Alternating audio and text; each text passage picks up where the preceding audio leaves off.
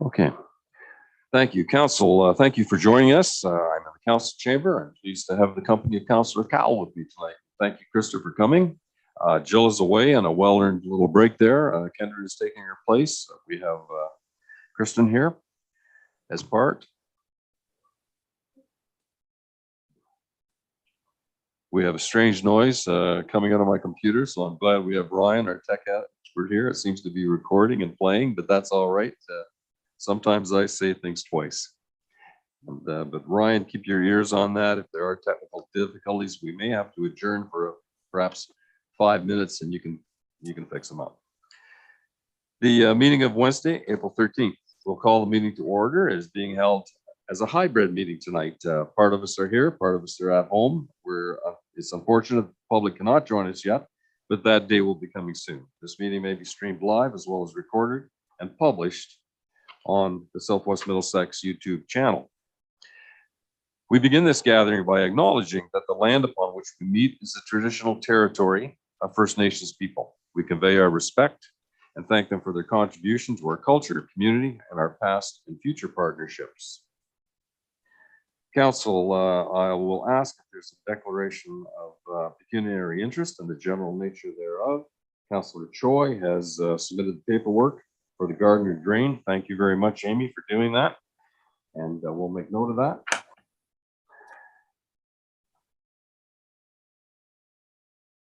Additions to the agenda. There's a recommendation before you, a modest change in the bylaws, Council.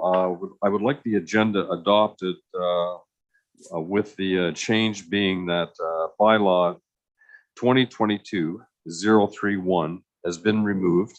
There was just some signature work that had to be completed and it was pulled.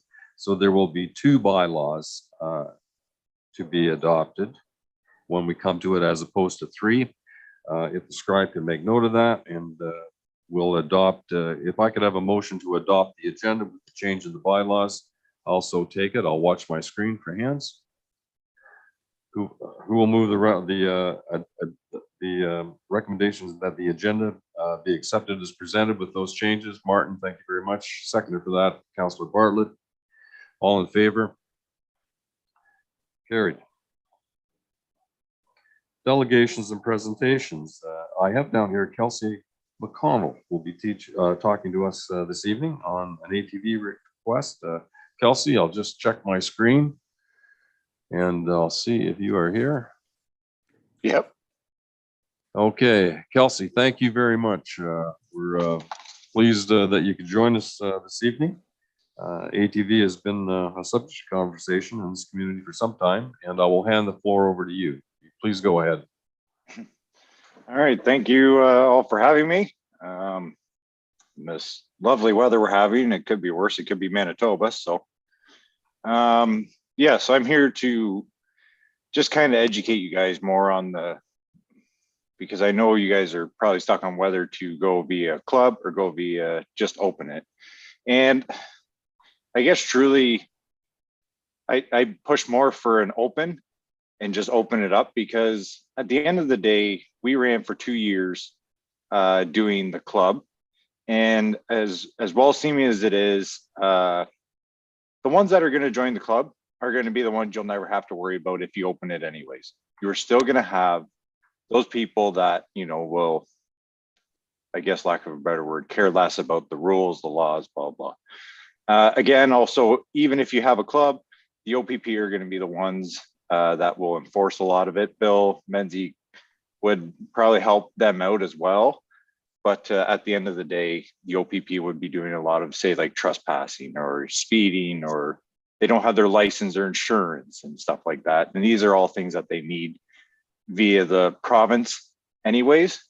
So again, it's easier if you just open it up, and the ones that are going to follow the rules are going to follow the rules. They're going to have their license, their registration, their insurance, and make sure, you know, to take care of these things, because they realize that, you know, if you take care of it and respect it, it gets to stay, and you pray that a few don't ruin it for all.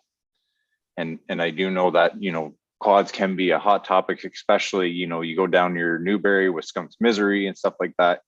It's a very hot point of contention, I guess I'd say. But again, that's private property. This is not to do with the roads.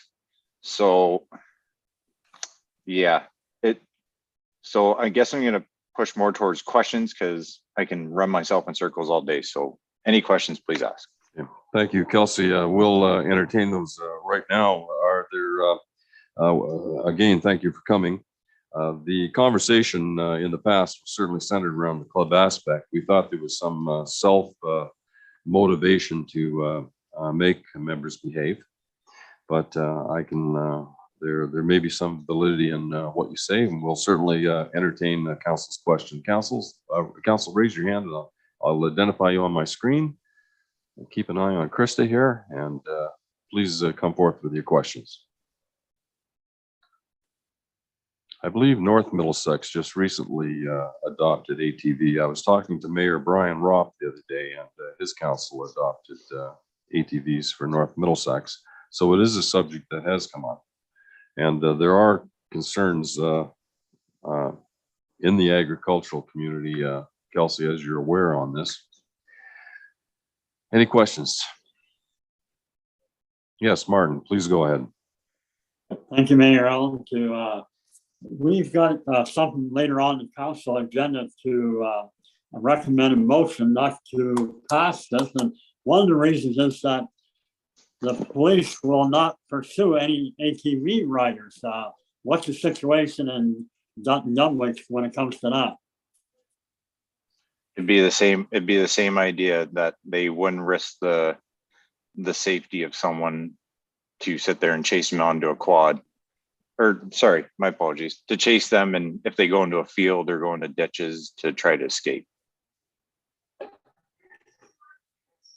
Okay. Thank you, Martin. Councillor Cowell, please go ahead. What type of liability would we face if we went against the road authority and allowed these on the roads with regards to insurance?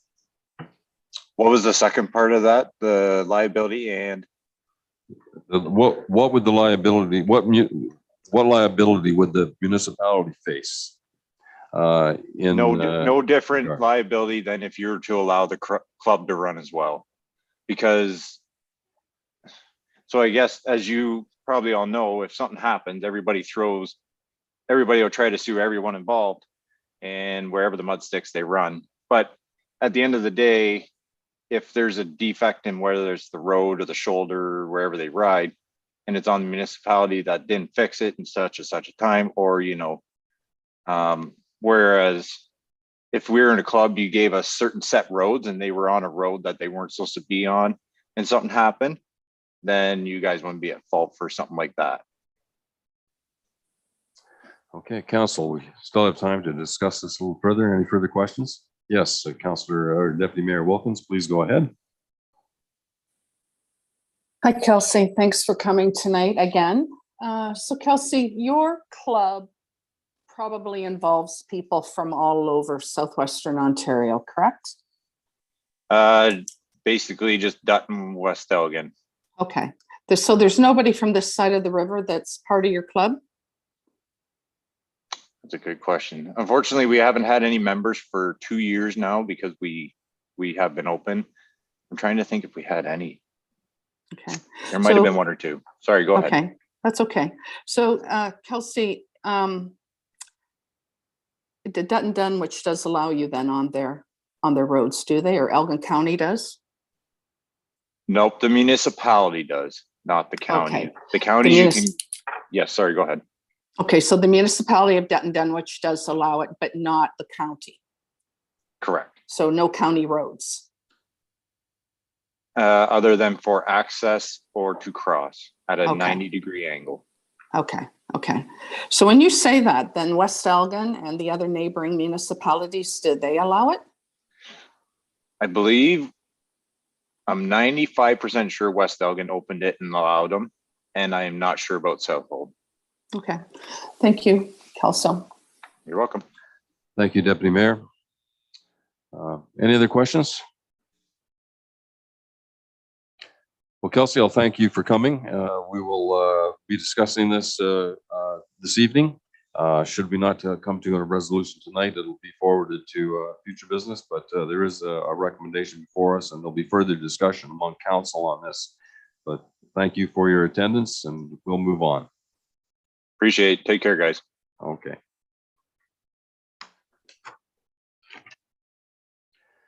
Council, this brings us to the consent agenda. I'll read these independently. If anyone from council, I'll make a short pause, brief pause. Just raise your hand and we'll certainly bring it out.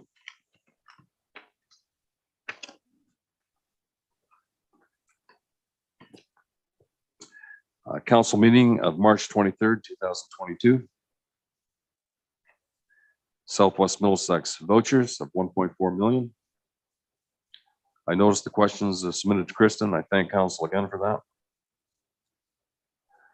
The banner regarding an article on Rob Cole. We certainly want to congratulate Rob on his retirement from the fire department. He's been a very valuable asset to our community and saving lives and property. And we certainly wish him and his family some reprieve and rest from the responsibilities of being a volunteer firefighter.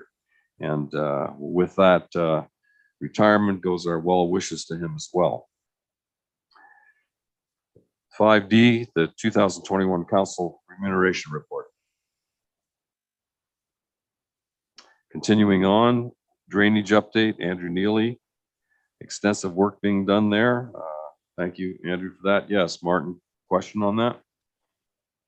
Go ahead, Councilor. Mayor Allen, thank you, Mayor Allen. Just a comment as well. Appreciate all the up-to-date notices on all the drains, and it's very informative. That's great. Thank you. No, it's a lot of work, Andrew, and council, thank you for that. Martin, Councilor McGill, please go ahead. Yeah, thank you, Mayor Mayhew. Just to add to what Martin said, I appreciate getting this update because lots of times I get questions about drains. And sometimes I just wonder if we've approved something and then I wonder, haven't heard anything about it for a long time. Just wonder where it's at. And it's nice to see all those ones in yellow that are done. That's nice to see. So thank you, Andrew. Yes, Greg Storms. Go ahead, Greg. Yeah, thank you, Mayor Allen. I just want to sort of echo what Councillor Vink and Councillor McGill said.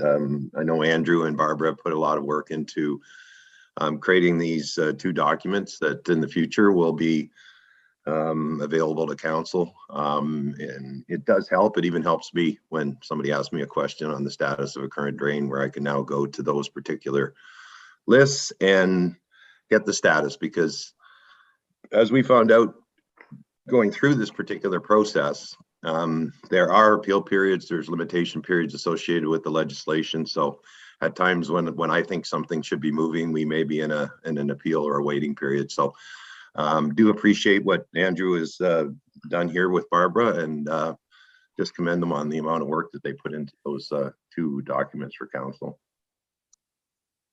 Thank you, Greg. Continuing on, 5F, downtown line painting in Glencoe, Melbourne, and Wardsville. This conversation continues, and we look forward to this. Yes, Deputy Mayor Wilkins, go ahead. Thank you, Mayor Mayhew. So I guess my question is to Greg on this. So the reconstruction project wasn't really a reconstruction project. It was just replacing the water line, correct? That's correct. Okay.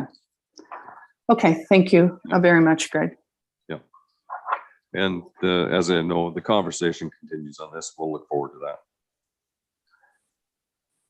Southwest Middlesex Building Report 5G is 1.4 million.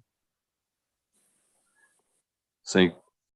Clair, no questions on that. St. Clair Conservation Authority's annual report is there. It's always colorful. And the City of Waterloo Resolution, Ontario Building Code for information purposes. And 5J, City of Cambridge Resolution, moratorium on new gravel applications.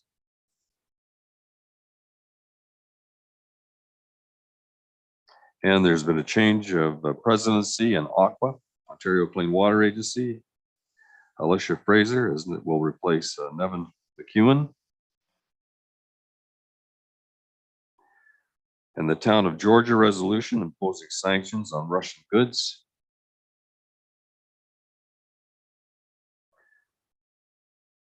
And the City of Barrie resolution, action to address joint and several liability. Concerns rising costs of municipal insurance is a concern to everyone. And OMAFRA, Roma letter, re-drainage issues and railroads. The minister concurs that the Drainage Act applies to railroads, and it's nice that we have the support of higher levels of government on that. And I missed Kay, thank you very much. Community housing renewal strategy. We all know the need of that, and we're watching that correspondence very closely and hope to see future development in that area. Council, thank you very much for going through that list from A to O. We will entertain a motion that the consent agenda be accepted as presented. There have been no items taken out. May I have a mover for that, please? Thank you, Deputy Mayor Wilkins. Seconder, please. Thank you very much, Councillor Cowell. Questions? All in favor? The consent agenda has been adopted. Number 6, Committee of Adjustment, none tonight. Public meetings, none tonight. And staff report. Colin, very good report. I look forward to hearing from you. If you would like to take the floor regarding the emergency management plan update, please go ahead. We welcome your information. Thank you, Mr. Mayor and Council. It's a very short report. We were in the position to update our forward-facing emergency management plan.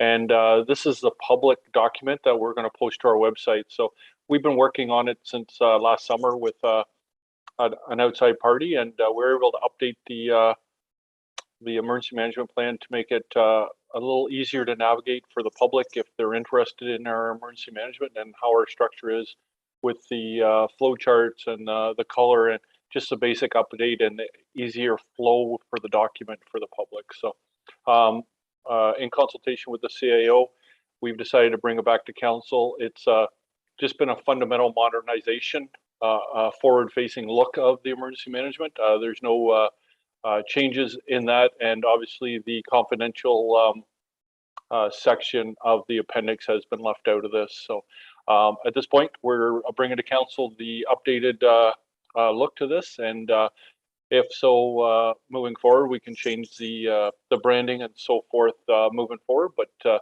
we wanted to let council have a look at it before we put it on the website to let the public view it.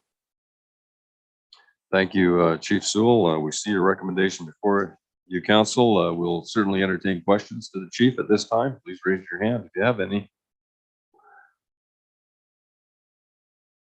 Okay, well, you must have done a good job, Colin. The recommendation is the council approve the update to the emergency management plan document, the public portion of it by bylaw.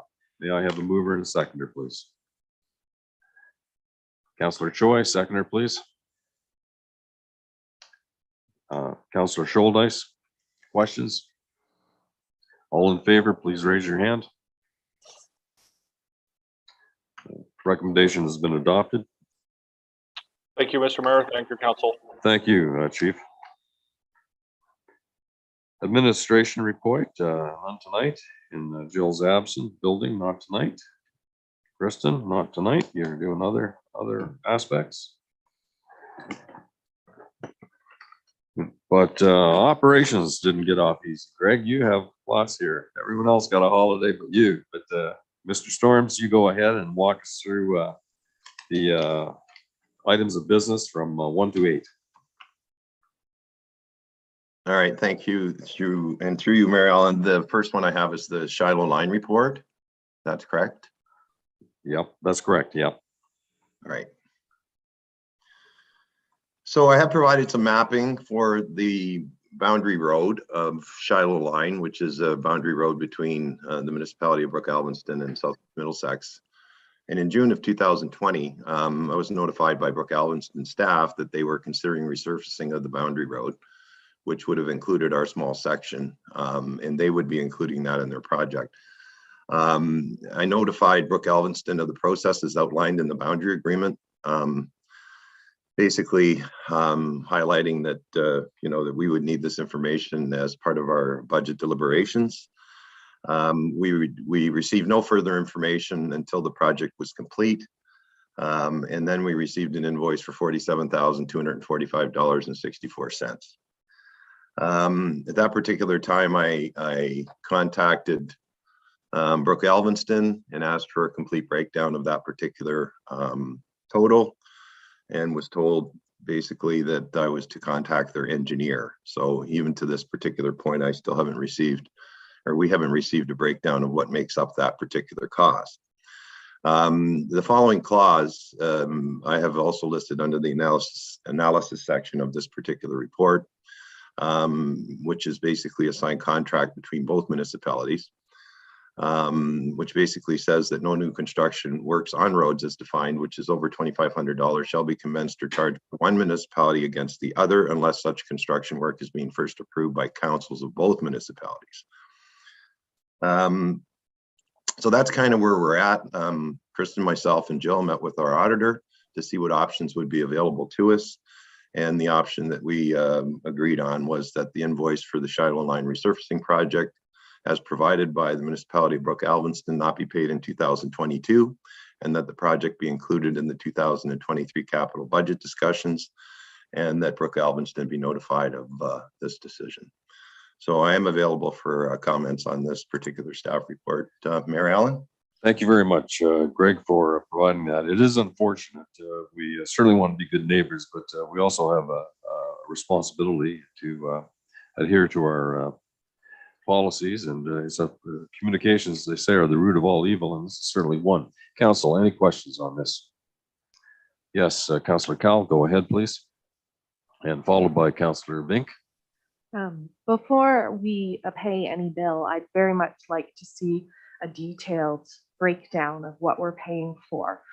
So with that in mind, I would make the motion that we set aside the funds in the 2023 budget, and that we only pay it once we've seen a detailed breakdown of what the costs are and what, if any, grant was applied for and how the grant was applied for, to make sure that we pay our fair share. Okay, thank you, Councillor Cowell. Greg, I may converse with you. Some of those suggestions may be absent from that recommendation, and if you think they can be put in. As you know, you have requested the information. There's certainly substantial time between now and 2023 before we get that information, but those are legitimate requests. Any comment on that, or any concerns regarding that in the motion, or how would you like the vocabulary in that, Greg? I think through you, Mayor Allen, I have no issue with Councillor Cowell's comments. I mean, I think that it's, and we certainly heard that from our auditor as well, that, just a simple invoice from the municipality for that amount, that we should have supporting documentation for them. And you've put forth the request, and failing which you may have to put forth that request again, I guess. But we certainly would not pay a bill without having it substantiated by the materials and time and the engineering that went in it. And as Councillor Cowell said, any grant apportionments allocated towards it. Councillor Vink first, and followed by Councillor McGill. Thank you, Mayor Allen. It's basically the same question. I just wondered, did Brook Alvinston indicate to you when you're going to receive the invoice, the detailed invoice? Yeah, through you, Mayor Allen, in response to Councillor Vink's question, I mean, I have asked a couple times for invoices that make up that $47,000, and we've yet to receive anything. And again, I was deferred to their engineer to get that information, which that person wouldn't be able to provide that to me. So. Okay. Should I have a follow-up, Mayor Allen? Yes, go ahead, Martin, of course. Well, why wouldn't the engineer have that information? Because usually the engineers come up with the figures. Yeah, and through you, Mayor Allen, that's true, but you know, the processing of all those invoices would have been done by that municipality to pay the bills. So they would have the information. If this part of the project was itemized, they will have that information. So you know, it shouldn't be that difficult to get us that information. I mean, the engineer certainly would have estimated costs and would have broken this down. But you know, the municipality pays the bill in the end, so they would have paid the bill based on invoicing. So No, I think the recommendation certainly has legitimacy to it, and fine tuning it with Councillor Cowell's comments may certainly be in order. Mark, thanks for your patience. Go ahead, Councillor McGill. Yeah, thank you, Mayor Mayhew. I will support the recommendation. However, I would say that if sometime between now and the end of the year, we receive all the proper financial documentation from Brooke Elvingston and are satisfied, or we're satisfied that this bill, the amount billed is correct, what we should be paying, I would be in favor of us revisiting it and paying it sooner if we get all the documentation to the satisfaction of our staff. But we do need that documentation, and it does look like the procedure wasn't followed according to in the analysis section there, when it said really the amount should have been approved by both councils before the construction work was done. But I have been over there and looked at the road, and it's done, and it's done really well. Okay, thank you, Mark. Council will, Councillor Deputy Mayor Wilkins, please go ahead. Thank you, Mayor Mayhew.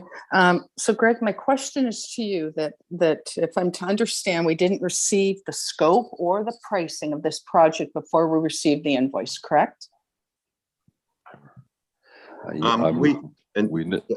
Go ahead, Greg. yeah, through you, Mary Ellen, to the deputy mayor, we knew that they were talking about reconstructing the road, which included our portion of the road. So we knew what the scope was, but at that particular point, when we were notified in 2020, you know, we went to the agreement and shared that information with them, that we needed that information for our budget process. I think probably most councillors would be aware too that you did see this on our capital. That's right. I remember that. Years without. So Greg, we don't know anything about any other information about this project. We don't know if it exceeded the estimates. We don't know anything. And through you, Mary Ellen, to the deputy mayor, no, we have none of that information at this point. Okay. Councillor Cowell has asked for information whether there was a grant applied. To be interested to know if there was, if we were included, our pricing was included, our cost estimates was included in that grant. So I think we could probably find that out too, Greg. Yeah, and if in fact there was any grant applied for. Yes, I think that's possible as part of, you know, them you know, giving us the information that we need for that invoice. So. Yeah. Thank you. Well, in order, did Mayor Mayhew, did anybody second that motion?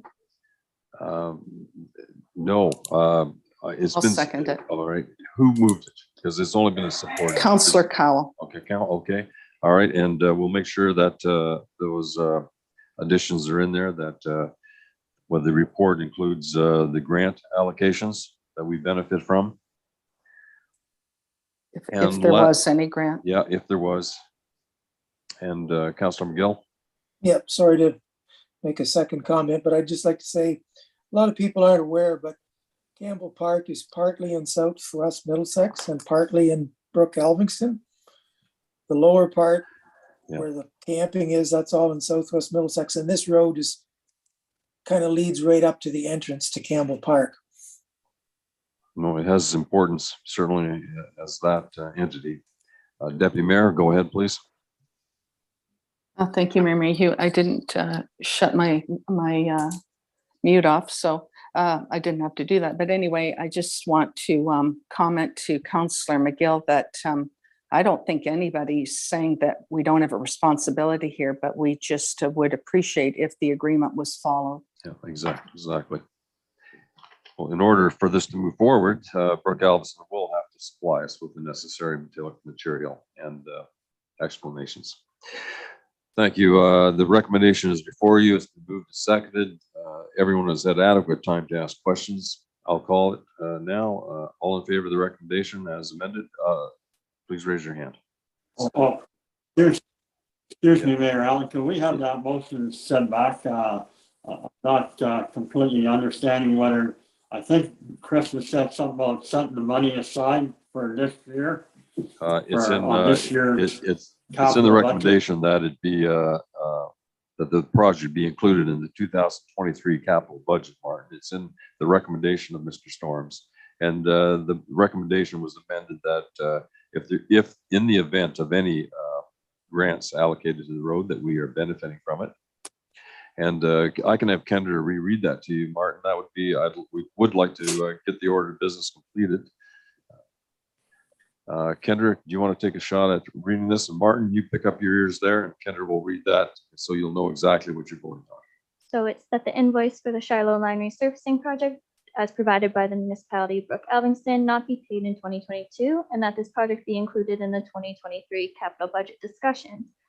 A detailed breakdown with supporting documentation, including what grants were applied for each municipality and how it was given to the project, and that Brooke Elvingston be notified of council's decision. Okay, great. Greg, that satisfies you. You're the key man in this one. Okay, and $41,240 some dollars is a lot of money. So, Mike, have you got a question? Have you? Yes, go ahead, please. Yeah. Thank you, Mayor Mayhew. I'm just wondering if we're including Councillor McGill's amendment to revisit this if we get the appropriate paperwork in short order. It can be brought back to council, I think was his word. I don't think we made a commitment to pay it when we get the paperwork. But yes, it can be. Just revisit it. Okay, all right. Kendra, that probably is a decent recommendation in respect to Councillor McGill. We could close that recommendation that following examination of the details of the project, information on the project, that council may revisit it. Okay, not will, but may revisit it. Okay. Okay, and if you need anything else in there to make it more comfortable for you, Kendra, please add it. You're satisfied with that? Okay, that's good. Councillor Cowell, are you okay with the change to the motion? We added, Councillor Cowell, that following the receiving the paperwork and the information, that council may re-examine it at a future meeting. Before 2023. My concern is that, is it in the budget to be paid this year? Do we have money to pay it? If we haven't set money aside to pay this and we decide to pay it early, do we have money and where is that coming from? I don't want to short shaft our ratepayers in lieu of Elvingston's. Yep. And as was indicated, we do hold some responsibility on that road. Kristen, could you answer that question? We're not making a commitment here. We merely re-examining it. And if the money's not there, that's council's prerogative to hold it back. Do you have anything to add to this? Yes, we haven't specifically budgeted for that, but we do have funds and reserves that we can use. So it wouldn't affect the tax rate directly, but we would likely need to raise that in the future. Yeah. Kristen, I'm sorry, we can't hear you. Oh, I'm sorry. I said we haven't, can you hear me now? Yes. Better.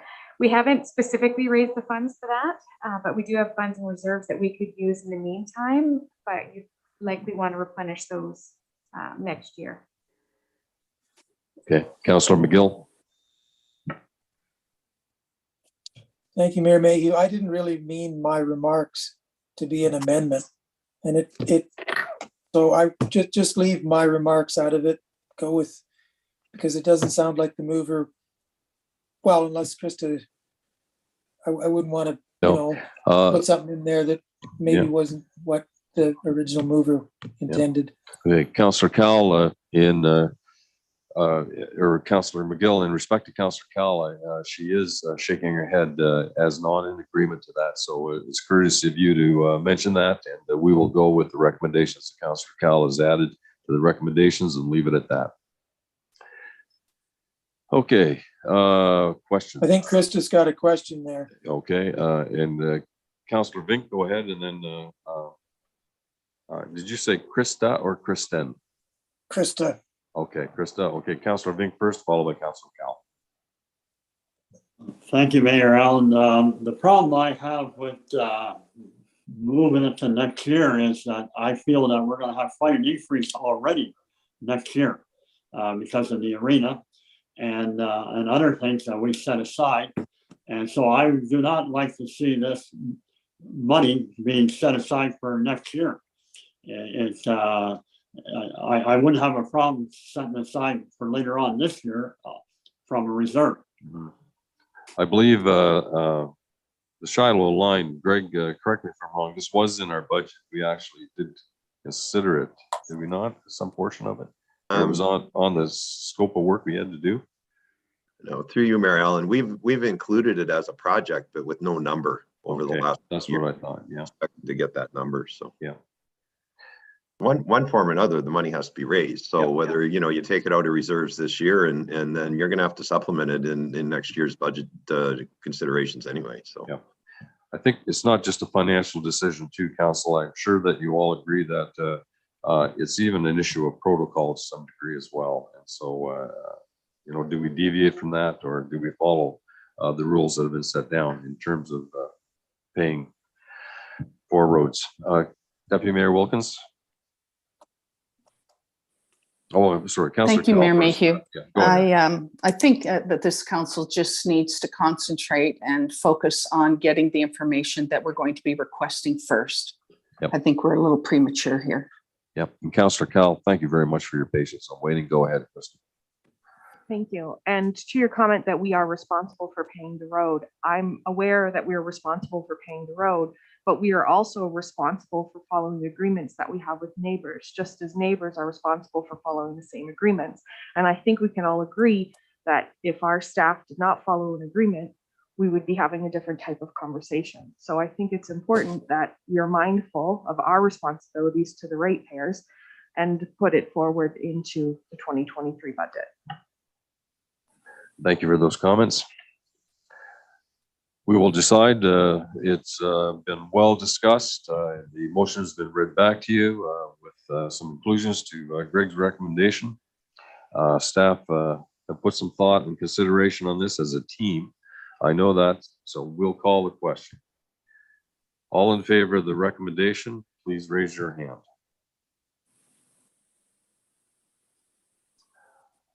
Okay. All opposed? 2. Motion carries. Greg, would you like to walk us through dust control tenders, please? Yeah, I certainly can do that. And thank you, Mary Ellen, and through you to council. This is a normal tender that goes out at this time of year annually. It supplements the loose gravel or the maintenance gravel application program that's in place. I have sent this out to 6 companies. We did get 4 responses. Those responses are in front of you. I have just put a little information in there on the what dust control is all about. It reduces dust on our gravel roads, but it also acts as a real binding agent for the roads during durable, where we need the roads to be more durable, sort of in those shoulder times in the spring and fall. My recommendation, I've also prepared just some financial information with regards to the budget, and at this particular number, we are still well within the allocation of $320,000. We're projecting a $63,000 surplus if we move ahead with the recommendation, which is the council approves the tender prices supplied by Denmark Brines for the supply and application of a minimum of 18% dust control brine solution at 0.759 cents per liter. So anybody has any questions, I'm available to answer those. Thank you, Deputy Mayor. Thank you, Mayor Mayhew. I'll move the recommendation. Is there a seconder for that, Council? Councillor Bartlett, thank you. Any questions to Greg? Seeing no hands, I'll call the motion. All in favor of the recommendation? Motion is adopted. Number 3 is ATV use or ORV use for recreational purposes, and the recommendation is status quo by the administration. Council, any thoughts on that? Any concerns? Any comments?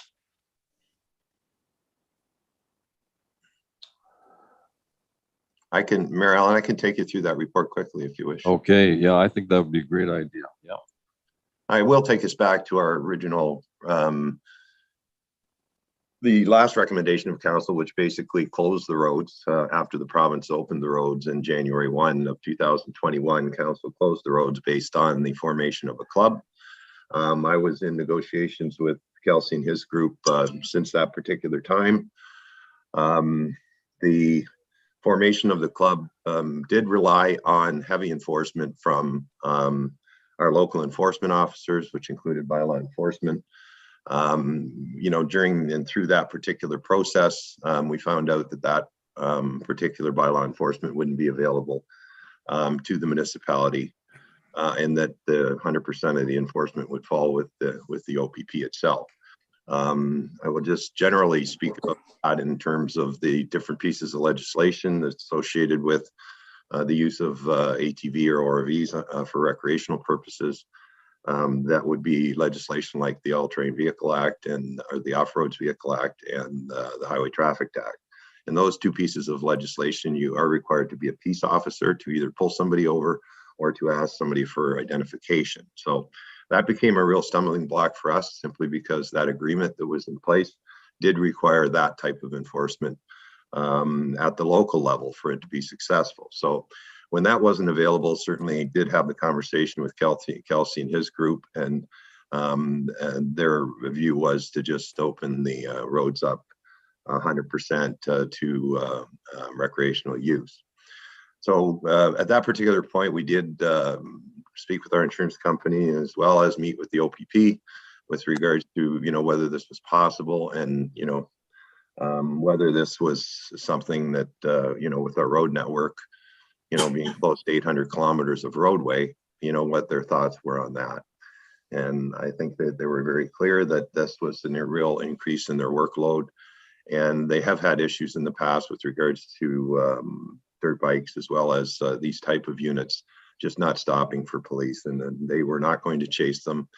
Even if they went just onto private property, they would not be, we would not get the standard of enforcement that, that the OPP were confident in. So once we gathered all this information, then it just became an issue of the road authority looking at this and trying to determine whether this was something that was going to increase the liability for the municipality moving forward, and whether the road authority thought this was, safe to just open all the roads for recreational purposes. So at that particular point, all the sort of stars aligned in the area of it was a public safety issue, and we were increasing our liability risk. And it's pretty straightforward that when the question was asked earlier on to Kelsey whether if council making a decision tonight would affect insurance or claims in the future, I don't know the answer to that, but certainly every decision that council makes is made in public and can be referenced in the future. So you basically have the road authority right now saying that they see this activity as being a public safety issue, and that is consistent with the recommendation moving forward to keep the status quo, which would prohibit the use of ATV ORVs on our local roads for recreational purposes. It's still under the Highway Traffic Act. There still is the exceptions for farming activity as well as for emergency providers. So I basically what you have in front of you tonight is that I'm asking that the roads stay the way they are right now, which is closed to recreational use road or ORVs and ATVs. And, that's just based on, the fact that the enforcement's not there and that the road authority is sees this particular decision as a serious one, as well as, increasing liability and causing more public safety issues on our roads. So that is my report. Certainly available to answer questions on that, Mary Ellen. Thank you, Greg. You've been talking about the subject for an extensive period of time. I know you put a lot of consideration in it. Council, any questions to Mr. Storms through the chair? Seeing none, I'll ask for a mover and a seconder for that. Would someone like to move the recommendation? Councillor McGill has moved it. I need a seconder for that, council. And I'll ask for I have a seconder. Okay, it was a little delay there, council. Councillor Bartlett just put up his hand. Thank you, Doug. Last call for questions. Yes, Mark, go ahead, please. Yeah, through the mayor to Greg. If we opened up the municipality to ATVs, would that mean they could go up and down all the back streets in all the towns too? It wouldn't be just country roads we're talking about, right? Through you, Mary Ellen, the legislation is pretty specific. Any speed limit 80 or below would be included in access for recreational purposes. So. Okay. Yes, Councillor Cowell. We heard that other municipalities have specific roads designed to allow them to have access. And we could have a bylaw that said you could have access to this road, and this road, but not the rest of the roads. Is that your understanding as well? Greg, go ahead. I don't believe it would address the insurance concern, but you can answer Councillor Cowell if you wish. Yeah, through you, Mary Ellen, I'm not sure the answer to that question. I mean, just because the municipality has felt that the province has been very clear, and the Highway Traffic Act is very clear that as of January 1st, 2021, that every road under 80 kilometers, 80 and under, can be used for recreational purposes for the use of ATVs or RVs. So I guess that would be a question that if somebody challenged that, then the municipality would have to prove that they had the power to do that. But the province is saying they're all open. You do have other municipalities that have like North Middlesex, but I think that was a specific situation. I know there's a lot of golf cart use in North Middlesex, and I think that played into their decision. And Adelaide Metcalf has certainly opened up their roads, but the county of Middlesex and the majority of all the other municipalities have just closed their roads. So within Middlesex County anyway. Okay. Yes, Deputy Mayor, please go ahead. Thank you, Mayor Mayhew. So, Mayor Mayhew, my questions to Greg. So, Greg, we heard tonight from Kelsey that Dunwich allows them in their municipality. And I believe there's parts of Chatham-Kent that allow them as well and have for some time. And I think it might have even been just a pilot project, or, allowing them for a certain amount of time to just, evaluate if it was going to be a problem or not. Do we know whether either of those municipalities have been dealing with any real issues because of it? Thank you. And through you, Mayor Ellen, I don't know the answer to that question. I would have to try to find that out and provide that to council. Okay, thank you. Council, last call for questions. Yes, Mark, go ahead. Yeah, could we have a recorded vote? Yes, go ahead. Kenner will do that.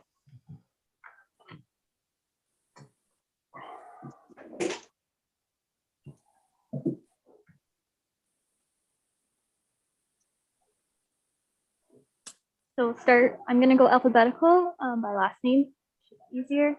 So Counselor, we'll start with Counselor McGill. Yes to the recommendation. Shouldice, Yes. Counselor Fink, Yes.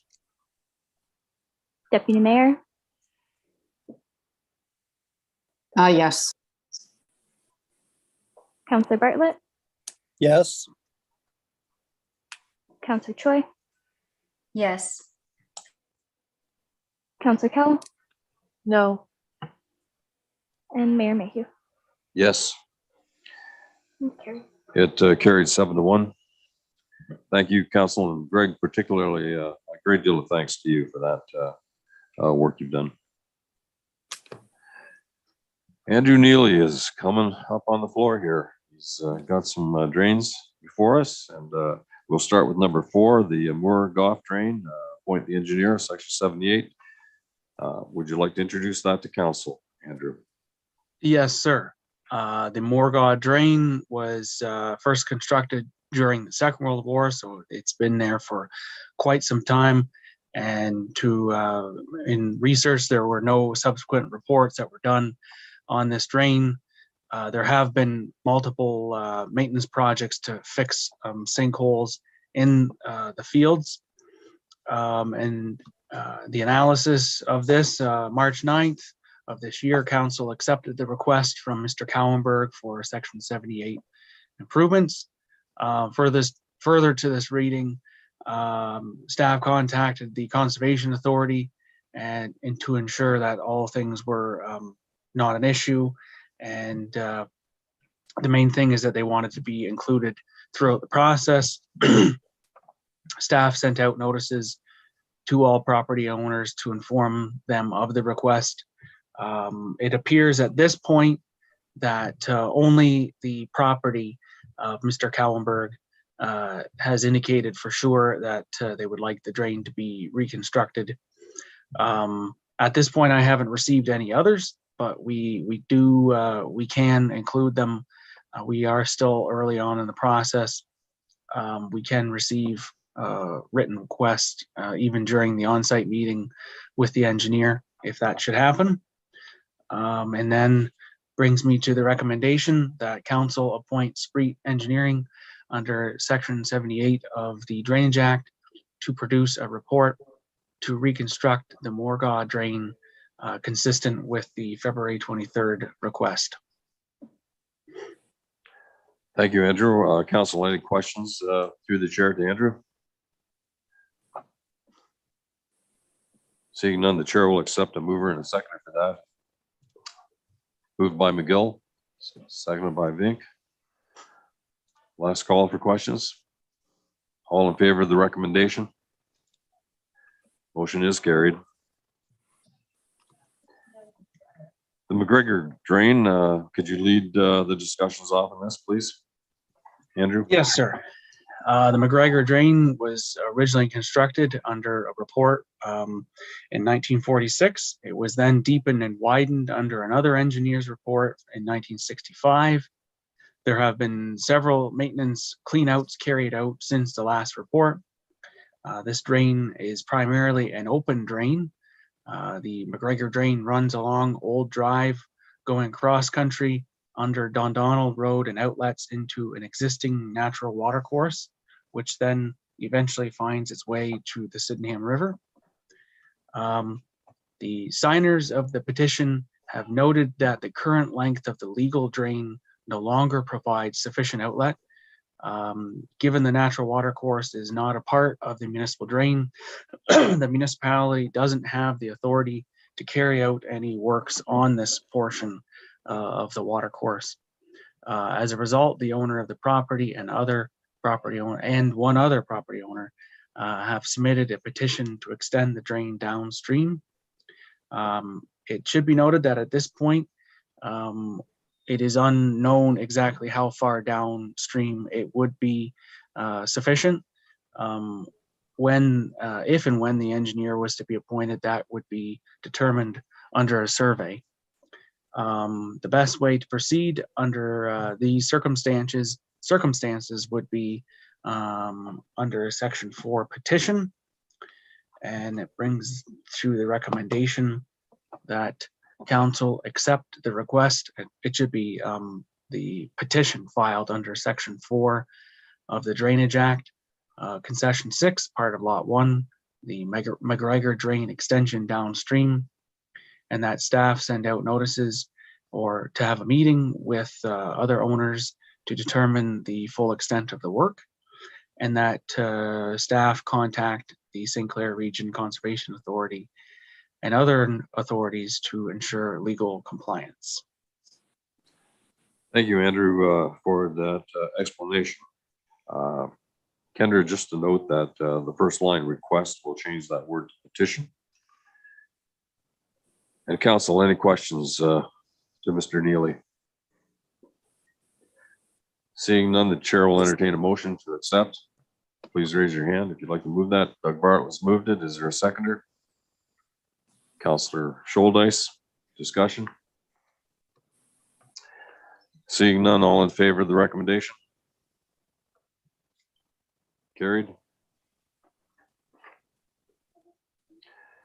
Andrew, number 6 is the Gardner Drain, and Councillor Choi, thank you very much for indicating you have a conflict of interest in this. So you can just set this one out and join us when it's done. Go ahead, Andrew, on the Gardner Drain. Thank you, sir. The Gardner Drain in the former township of Eckford was last improved under an engineer's report in 1975. Mr. Minima submitted a request under Section 78 to extend the municipal drain further downstream and presumably relocate the drain for improved farm practices. And the analysis of this on June 9th of last year, council accepted a request from Mr. Minima to extend the Gardner Drain downstream. Further to this, this meeting, the staff had contacted St. Clair Conservation Authority with regards to this project. Staff also sent out notices to all property owners to inform them, and there were no other further interests from these owners to take part in any type of improvements. Staff consulted with Spreet and Associates, and it was strongly recommended that the best course of action would to carry out these works under Section 4 of the Drainage Act. That would be a petition. Typically, extending a drain downstream under 78 request would be appropriate if there was property damage due to waters originating from the municipal drain upstream. At this point, there hasn't been any type of indication of damages of this type of at all as a result of the water from upstream. Similarly, staff haven't witnessed any type of damage as well. Further to this point, if the proposed project were to fail at any point, admittedly, it would be a small chance of failure. Under a 78 request, upstream landowners would be required to share the cost of the engineering, as there is no mechanism under 78 to award all of the costs to the requester. If the project, that was only if the project was to fail. If the project were to fail before construction under Section 4, the petitioner would be required to pay for the engineering exclusively up to that point. I should mention that that multiple times staff had attempted to reach out to Mr. Minima to resubmit under Section 4 as a petition. However, this did not happen, and that given the fact that there's no substantial damage from upstream property owners and their water, it would be unfair for them to share in this engineering cost. And it is for this reason that I would recommend that that this request would not be followed through, that council declined to appoint an engineer under Section 78 of the Drainage Act. And I would like to note that if council should decide this, that that staff would continue to work with Mr. Minima should he decide to resubmit, that this issue is not over, and that we are open to continued dialogue. Thank you, Andrew. That's somewhat of an unusual recommendation, but I know you put a lot of concern and thought in that. Council, any questions through the chair to Mr. Neely? Seeing none, I'll entertain a motion to accept the recommendation. Councillor McGill moved it, seconded by. Waiting for a hand, council. Okay, two came up at the same time. Councillor Vink, I saw a flash there first. Thank you, Doug, for your attempt there. Last call for discussion. Yes, go ahead, Councillor Vink. Okay. Thank you, Mayor Allen. There's quite a bit to follow there. So at the present time, under Section 78, does that mean it's going to be just cleaned up, or does it mean there's going to be actual work done? Andrew, go ahead. Through you, Mr. Mayor, under 78, drains can be extended downstream, but in certain circumstances, I think many municipalities would look upon that as a certain circumstances. As far as what is actually being requested here, it is unclear at this point. It is my understanding that it would be more or less for improved farming practices, whether that would be a relocation or an enclosure, what Mr. Minima is suggesting. Beyond that, he has not indicated yet. Okay, and as you indicated, we know that there's some fluidity to this, and you will continue discussions, of course, entertain discussions as well. Yes. Yeah. Thank you, Councillor Vink. Any further questions? The recommendation has been moved. Oh, Mike, did you have a question there? No, sorry. Okay, all right, no problem. All in favor of the recommendation as presented?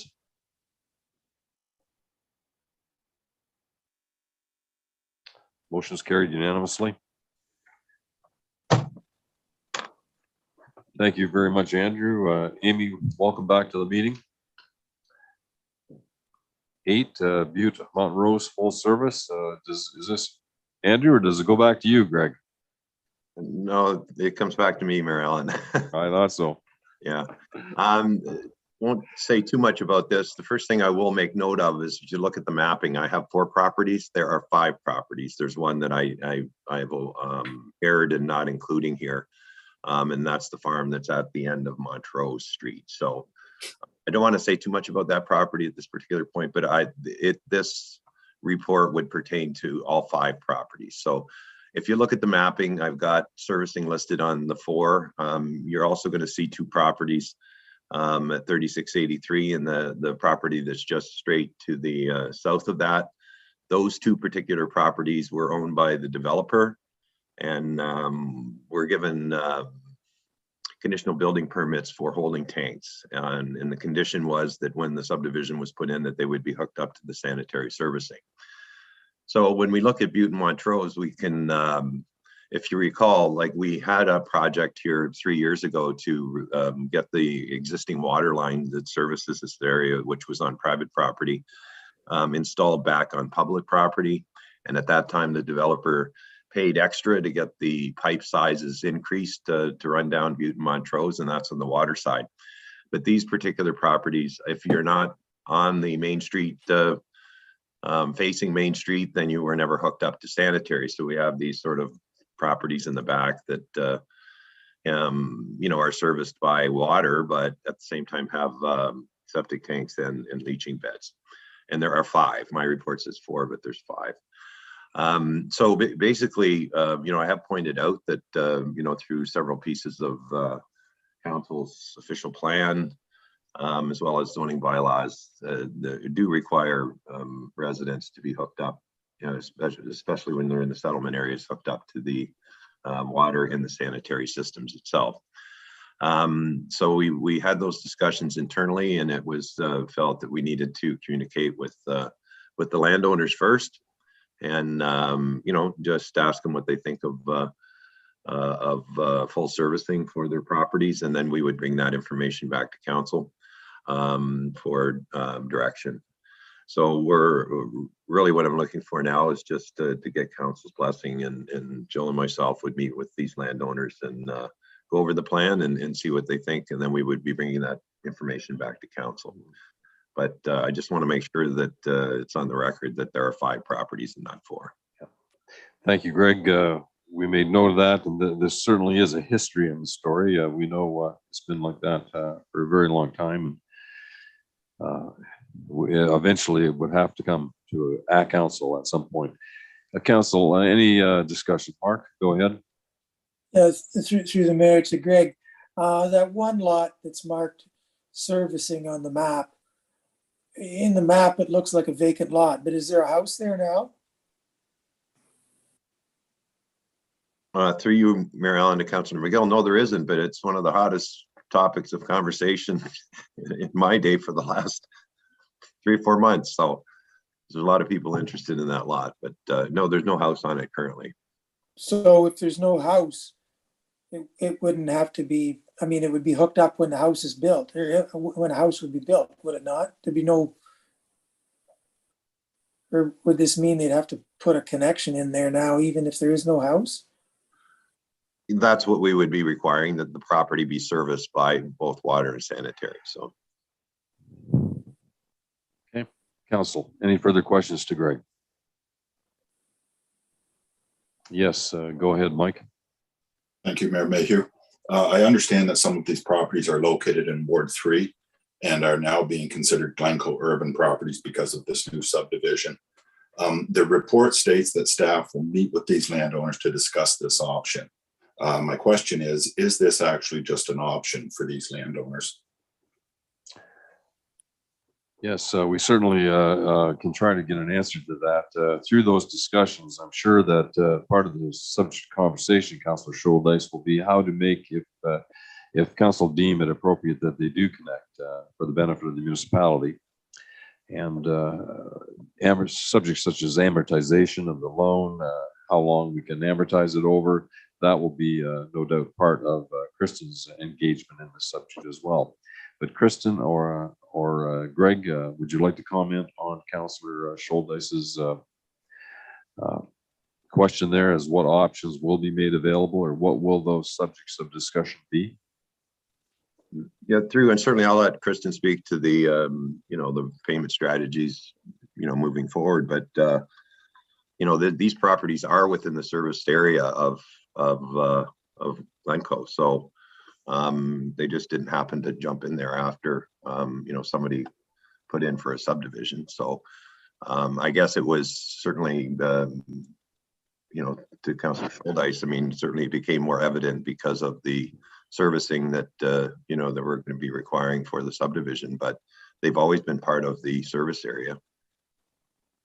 And that's what makes reference in the official plan as well as your zoning bylaw. Yep.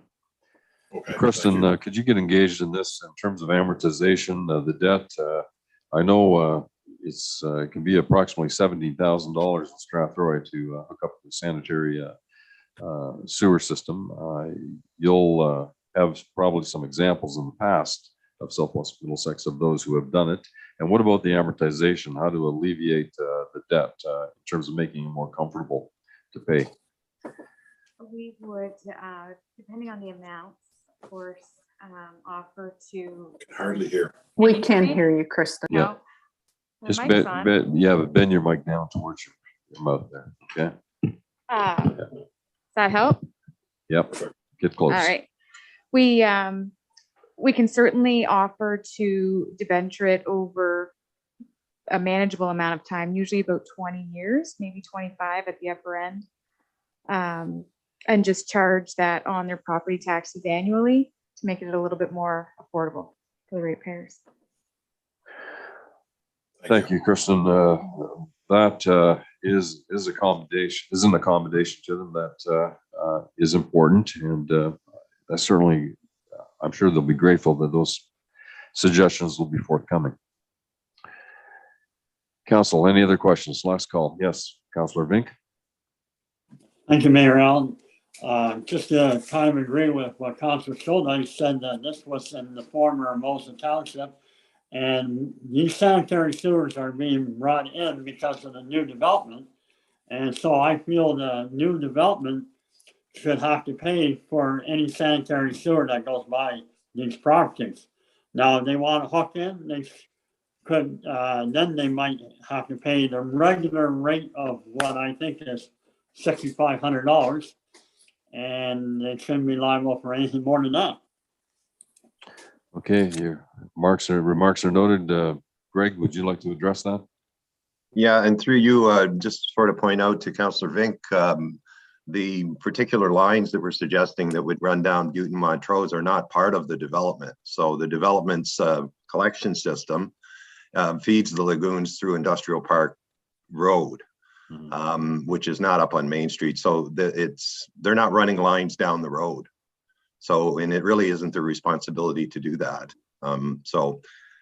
Yes, I mean, if we have, collected development charges for the last 15 years here, we'd be putting this servicing in. You're correct, but we don't have that money in the bank. So, and we're just sort of entering into the development charge world here in the future. So, their lines do not go down these roads. So we can't force them to put them down there either. They're servicing their subdivision, and they do have a servicing brief that takes their particular effluent down Industrial Park Road through that pumping station and directly to the lagoon. So everything else from up that end services back to the Victoria Street pumping station. So, which we don't want that to happen either. So.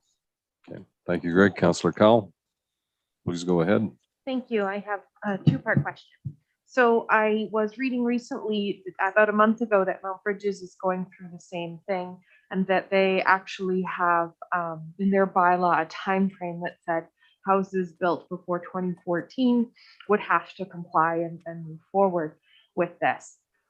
So my question is, does our bylaw have anything like that, like a time frame window to say the house is 30 years old, so they're exempt from it? And then moving, so that's the first question, and the second part of it might be able to answer the same one. So I can appreciate that some people might want this. They might say, my septic system is aging, I need to make repairs to it. So yes, I will happily sign up to the sewer system that the municipality is putting in front of me. However, other individuals might say, no, I'm happy with my septic system, I know how well it works. Is that one of the things that you're going to be discussing with them, is that they could have a choice, and that comes back to us as the municipality? Because I would hate to take away an opportunity that people are asking for. And on a vacant lot, I can appreciate that they might very much want it because they can include it in the price of the house. So that was the two parts to my question. Yeah, thank you. We all realize, everyone, and your closing comment about adding value, it certainly does. And Amy, I'm sure Councillor Choi will agree that if there is a sanitary sewer connection, it certainly adds value to the house. Greg, regarding Councillor Cowell's comments, any response? Yeah, through you, Mayor Allen. I don't know of any exclusion for the age of a house to be outside of the information that we have with regards to the official plan and the zoning bylaw, which basically says that we would like people hooked up to the sanitary and the water systems they are in the service areas of our hamlets. So that that's out there. But again, my recommendation is to kind of get direction from council to go and speak with these people and then bring back to council what they would think. And certainly it's a council's decision at that particular point what they would like to do. There's probably some flexibility in some of the areas that you're talking about, and I don't know what the answers of the individuals will be. Some may say that, yeah, this is a great idea, and others may not. But once we get that information back to council, then council can make the choice at that particular point. But it was important to staff to make sure that these people were heard, and we brought those opinions back to council so that their decision was an informed one. Thank you, Greg. Councillor Kyle, you have a follow-up?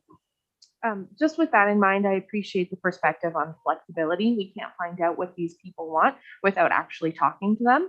So that's what this exercise is doing, is actually talking to them. With that in mind, I'll move the recommendation that would give you the opportunity to actually have a dialogue with the property owners. Okay, thank you. Is there a seconder for that? Councillor Vink. Last call. One more question. Seeing none, all in favor of the recommendation? Adopted. Council notice of motion. There are none. Correspondence and petitions. Kendra, I don't believe there's any. And under new business, items removed from consent agenda, there were none. County Council and conference updates. Are there any? Yes, Doug, go ahead. Sorry, going back to new business, if I could. When the library was built, if I remember correctly, the cabling was put in place for a charging unit for cars. The station itself wasn't put in because at the time we didn't know if it'd be feasible or not. With all the push of EVs and the production of new cars, I'm just wondering if this might be a good time to get a report from staff as to the cost of adding it. It may have to go in the 2023 budget. But I think we're getting to the point now where it might be worth taking a look at. Yeah, I've had inquiries on the same. Councillor Bartlett, and thank you for raising it. Council, any other comments in regard to that? And we certainly will hand it over to staff following that. Deputy Mayor Wilkins. Thank you, Mayor Mayhew. I don't know if Greg wants to jump in on this or not, and Jill's not here, but I do know for a fact that Jill, and I suspect Greg may have been involved somewhat too, have attempted a few times in the last few years since the library was built to get some monies through grants or private donations for the charging stations, but so far has been unsuccessful. So just to Councillor Bartlett, it's certainly still kind of front and center with Jill and I suspect Greg, and it's not been put on the back burner. They're just looking for the money. So. Good. Okay. Yeah, thank you. Yeah, Okay, and Greg, anything to add to that, Greg? Yeah, certainly. I mean, I've my experience in these charging machines goes back 5, 8, 9 years, and first of all, I think the technology's totally changed from when we first started talking about this 3 or 4 years ago. So I do think it's very prudent to bring something back to council with regards to these type of stations within our municipality, and I have no problem putting that all together because, it will educate me too as to what the new technology is. And, I think part of the problem we had before with the trickle filler there was that, you'd have to have your car plugged in for like 3 days straight to get it filled up. So I'm not sure how effective that would have been, but I certainly know the stations of today are quicker and, more compatible with the units that are out there being sold. So I don't have a problem at all coming back with a report that for council. Yeah.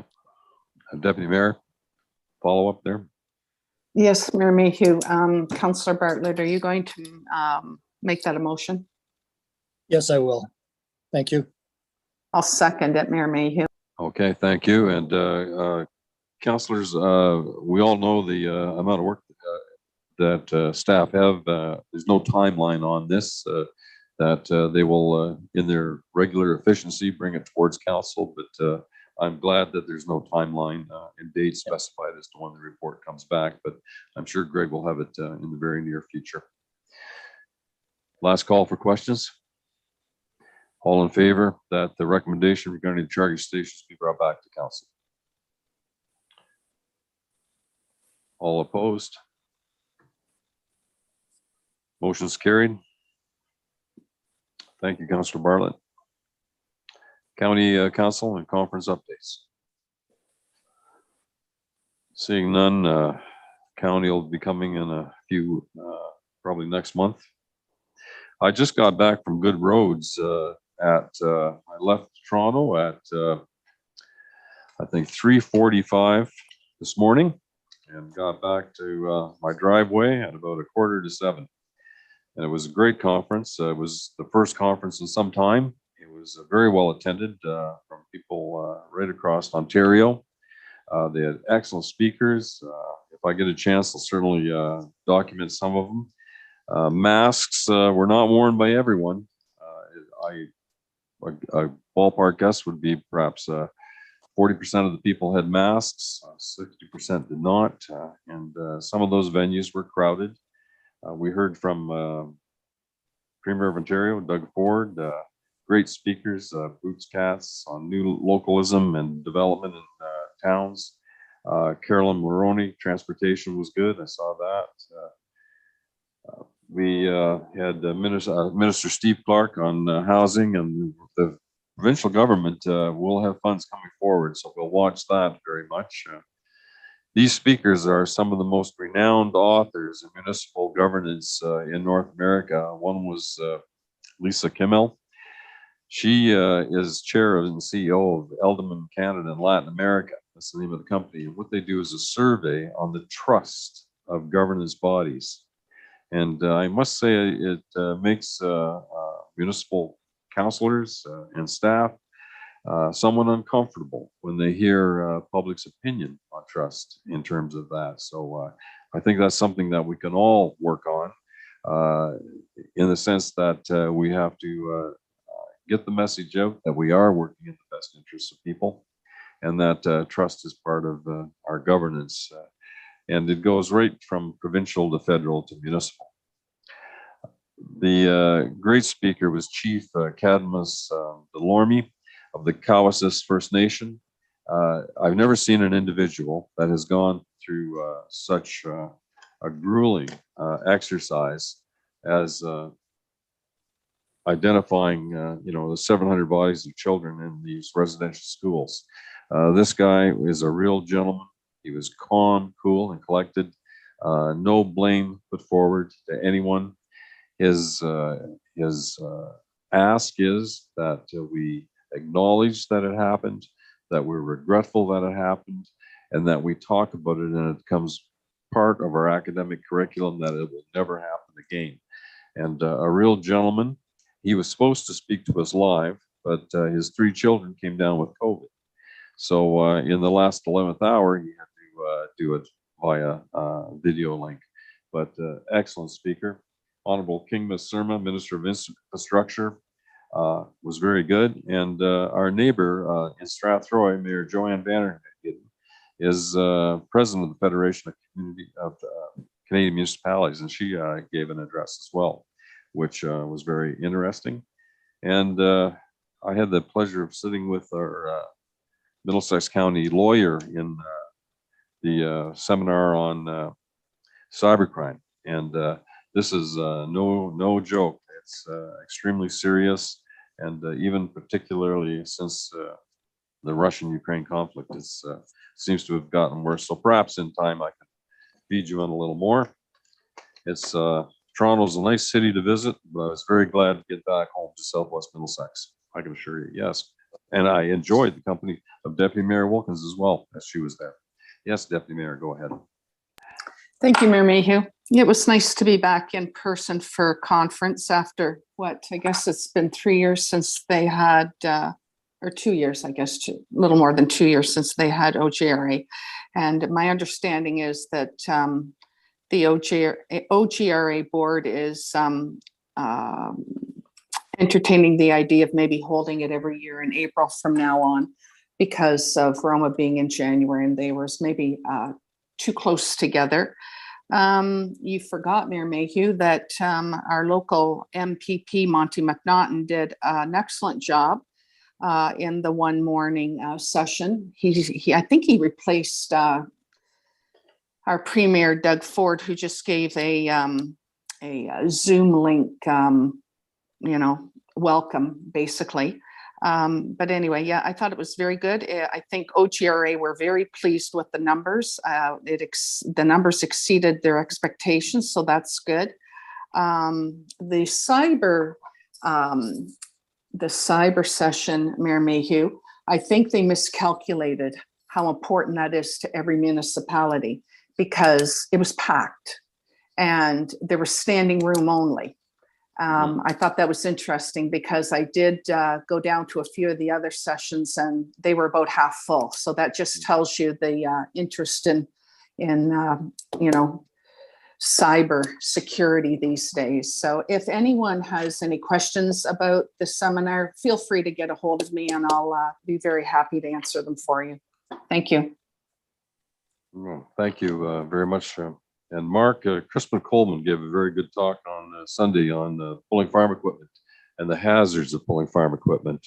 He personally experienced a situation where his son-in-law was struck while moving farm machinery on the road. And it was quite an emotional, actually very emotional talk on one of the early Sunday sessions. And you would have enjoyed that. Keep your ears open for that. I guess he gives that around the country. And of course, his name is very familiar to farmers as his activities on the Federation of Agriculture. Yes, Deputy Mayor. Mayor Mayhew, I'm just going to mention that we have three county people involved in OGRA. We have the county engineer, Chris Trainey, who's past president, as well as the mayor of Strathroy, who is county councillor and past president. And we have current county councillor and deputy mayor of Thames Center, Kelly Elliott, who is on it. So, a lot of planning goes into these conferences. And I know they were probably, a little anxious just to see how many people would come back in person. But anyway, I think it was successful. Thank you for that. Yep, it certainly was. Well, Council, that gives you a decent blow-by-blow description of that. And if you have any questions, ask Mary Gay or myself, and we'll certainly try to get the answers for you. No more Council conference updates. We're into announcements. Are there any, Council? Yes, Councilor Powell, please go ahead. Thank you. I just wanted to say that we had a pretty decent turnout on Monday night for the cleanup in Appin.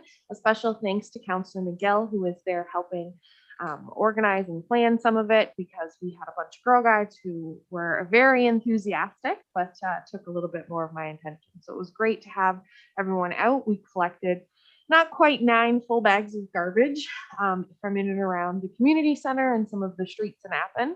So it was really, really great. Tonight, there was supposed to be a cleanup in Wardsville, and it's been postponed to tomorrow. So I hope to see all of your faces tomorrow, because it's going to be a beautiful day and there are no excuses for bad weather.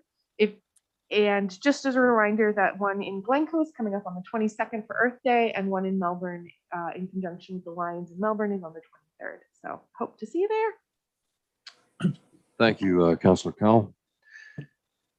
And 9 bags of garbage is quite a haul. That's admirable. Thank you again, and thank you for your assistance, your work in organizing that. Any other announcements? Council, I'd like to bring to your attention the recent skate at the arena in memory of Mitch Shear. Chris Emery organized that. And we all know Chris Emery. He is a delightful fellow, known very well throughout the community. And I would just like to compliment Chris for his development of that program and his work in marketing that. I've even, since the event, have seen the stickers that were produced with the assistance of our staff in recognition of Mitch. And it was really a nice event. I also understand that St. Vincent de Paul were the beneficiaries of some cash as well.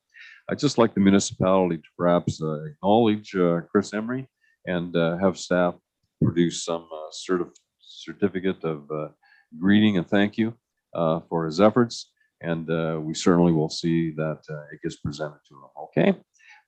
Is it necessary to have a motion to that? Why don't we do that? We know that it'll be done. Yes, thanks very much, Councillor Scholdice, Councillor Vink. Thank you. All in favor of acknowledging Christopher Emery's work? Thank you. All carried. I'll chat with staff later. We certainly will not interrupt the Easter weekend at all, but towards the mid to end of next week, we'll get that. Again, we thank Christopher for that. Oh, yeah. Councillor Bartlett, yeah, go ahead, please. Thank you, Mayor Mayhew. If I could put a plug in for the Lions Club, they're doing their second bottle drive on Saturday, April the 23rd. It's going to be at the fairgrounds, and if you can't make it, just give any member a call and we'll come pick them up for you. Thank you. Okay, good work for the Lions. That's great. Any further announcements? All right, seeing none, I think we can move on. There is no closed session this evening, Council. The bylaws, as noted on the adoption of the agenda, were changed slightly. So the bylaw that is not perhaps in front of you would be, the bylaws would be number 2021-095, be read a third and final reading, and that bylaws 2022-029, 2022-030, and bylaw 2022-032 to 034 be given first, second, and third and final reading. Would someone move that recommendation as amended? Thank you, Councillor Cowell, seconded by Deputy Mayor. Any discussions? I'll call the question. All in favor? Carried.